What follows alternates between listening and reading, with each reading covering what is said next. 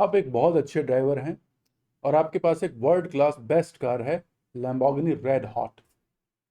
इसकी इंजन बहुत अच्छी है, इसकी इंजन कैपेसिटी बहुत अच्छी है, इसकी एक्सेलरेशन बहुत अच्छी है, सब कुछ बढ़िया है और आप बहुत अच्छे ड्राइवर हैं। ठीक है।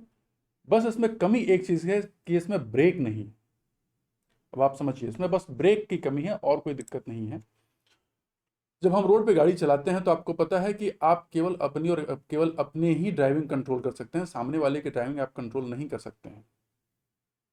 और 50% ही अपने हाथ में होता है जब हम रोड पे गाड़ी चलाते हैं, क्योंकि सामने वाला कैसा हो, वो ड्रंक है या वो कहीं और ध्यान है, मोबाइल पे बात कर रहा है, क्या कर रहा है, ये आपके बस का नहीं है, ये आप कंट्रोल नहीं कर सकते हैं। आप केवल अपनी गाड़ी कंट्रोल कर सकते हैं।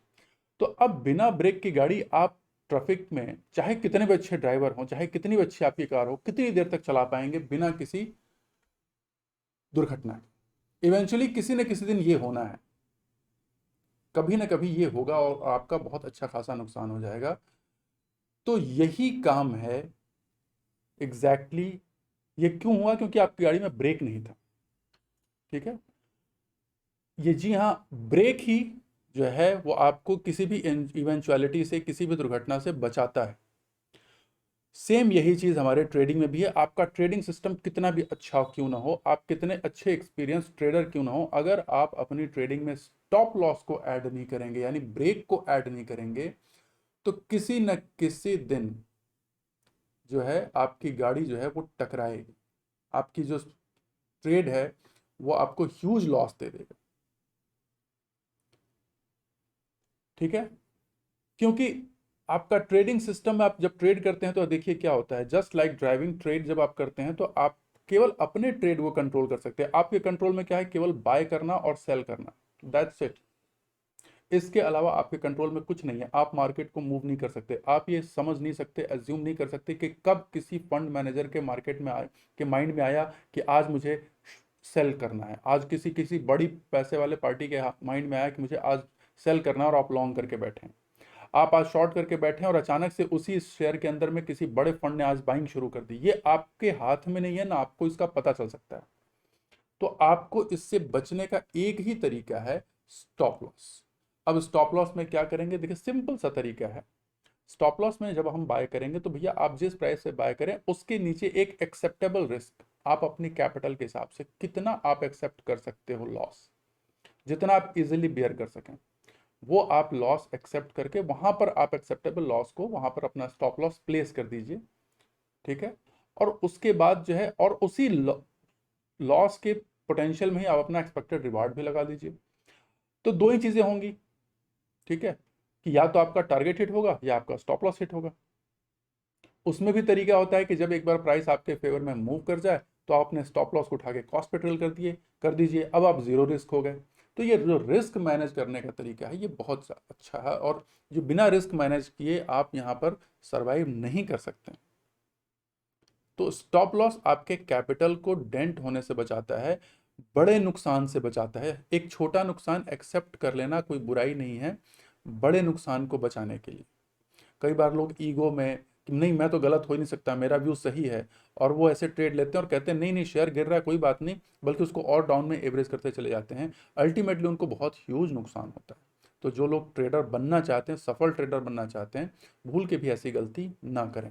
अब एक छोटी सी चीज आपको बस आपके सामने शेयर करता हूँ, ये देखिए। लॉस का मैथमेटिक्स बहुत ही डेंजरस है। अब देखिए 1% लॉस अगर आपको हो रहा है, यहां पर देखिए आप 1% लॉस अगर आपको हो रहा है तो आपको उसको रिकवर करने के लिए कितना परसेंट गेन चाहिए? 1%, 1%। अगर आपको 5% का लॉस हो रहा है तो उसको गेन करने के लिए आपको केवल 5% का रिटर्न चाहिए। ठीक है। अब अगर आपको 10% का लॉस हो जाता है कैपिटल में तो आपको 11% चाहिए, 20% में 25%, 30% में 43%, 40% में 67%, 50% अगर लॉस हो गया तो आपको रिकवर करने के लिए 100% गेन चाहिए। और देखिए आप चार्ट को ध्यान से यहाँ पे, कि अगर आपको 90% लॉस हो गया तो आपको 900%, ये छिप रहा है, थोड़ा सा मूव करता हूं तो आपको शायद दिखाई दे, ये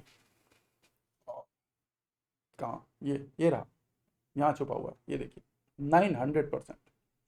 90% लॉस में आपको 900% गेन करना पड़ेगा। तो भैया 900% गेन कब होगा? मतलब कि आपकी कैपिटल खत्म, आप गए, you have blown up your capital. इसलिए कहां तक मैक्सिमम लॉस होना चाहिए? मैक्सिमम 10% से ज़्यादा लॉस नहीं होना चाहिए। वैसे 5% ही सफिशियंट है, क्योंकि उसको गेन करने के लिए आपको सेम रिटर्न चाहिए। लेकिन 10% में भी अब 11%, 1% बढ़ गया, किसी भी हाल में आपकी कैपिटल लॉस 10% से ज़्यादा नहीं होनी चाहिए। ठीक है, तो उसके साथ अपने रिस्क एपेटाइट को समझते हुए आप अपने स्टॉप लॉस रखें। 10% मैक्सिमम लिमिट है, इसका मतलब ये नहीं कि आप 10% ही रखें, जितना छोटा रख सकते हैं। हाँ, बहुत छोटा भी नहीं रख सकते, क्योंकि भैया वो तो फिर एसएल हिट करके चला जाएगा।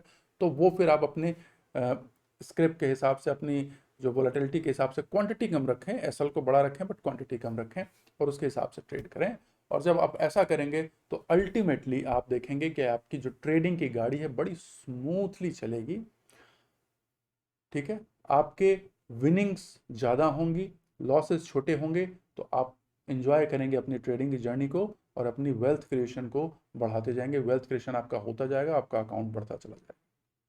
ठीक है, this is the simple explanation why we should put stop loss in our trading.